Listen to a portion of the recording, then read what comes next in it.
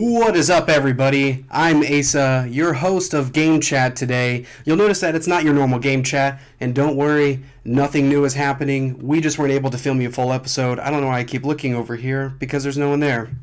I've got no lovely left. But that's okay. We're going to give you your Newsbies. The first on the docket for your Newsbies information, Games as Service game, Call of Duty Online. Have you heard of it? Probably not, because it's only in China. Now, you're probably wondering, why am I bringing this up?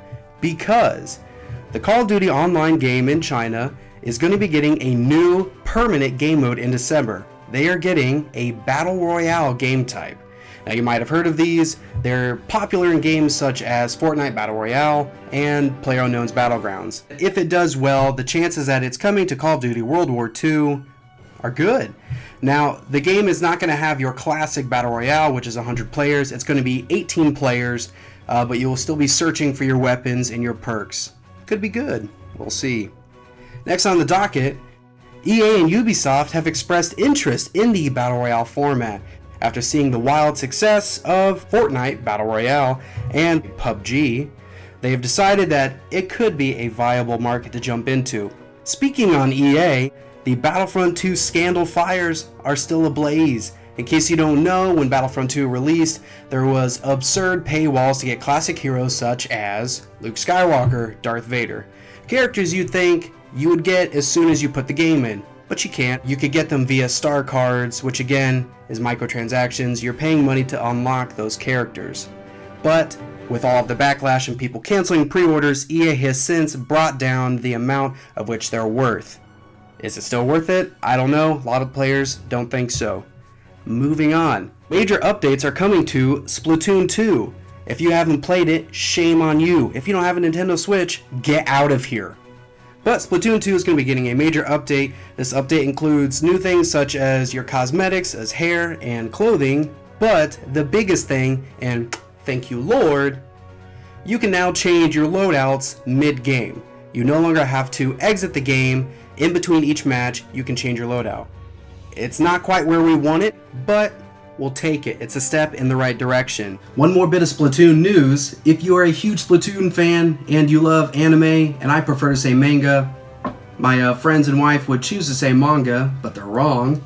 Splatoon is getting its own manga, which is amazing if you love that universe. And if you don't, and you like manga and anime, this is a great place for you to jump into that universe without having to play the game. Next on the docket, Destiny 2 is getting a free trial on all platforms. In case you're wondering, this is essentially just a demo, but it's a little bit beefier. All of your progress from the trial will carry over to the full retail version of the game. So, if you weren't quite sure about the game, now is your chance. You can play this, get used to it, and if you don't like it, you didn't spend any money, so don't cry about it. Also, if you're playing Destiny 2 right now, Curse of Osiris, the new DLC content, is live now. Tell me if it's good, because I haven't even finished the campaign. Next on the docket, GameStop rental program known as Power Pass. Have you heard of that?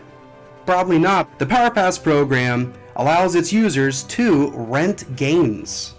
So just when you thought the Blockbuster was invalid, GameStop comes right in.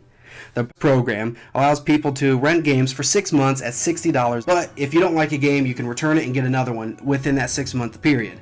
At the end of your period, you can keep whatever last game that you had if you so choose. So essentially, you're buying a game.